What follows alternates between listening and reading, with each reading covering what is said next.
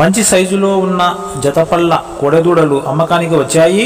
అలాగే వీటి అడ్రస్ వివరాల్లోకి వెళితే ఎన్టీఆర్ జిల్లా చంద్రలపాడు మండలం చింతలపాడు గ్రామం రైతు శ్రీనాథ్ అమ్మకానికి పెట్టాడు. బండబేట, టైరుబేట, అలాగే గొర్రె గుంటిగని కట్టుకొని పని చూసిన తరువాత బేరం మాట్లాడుకోవచ్చు. పనికి పక్కా గ్యారెంటీ.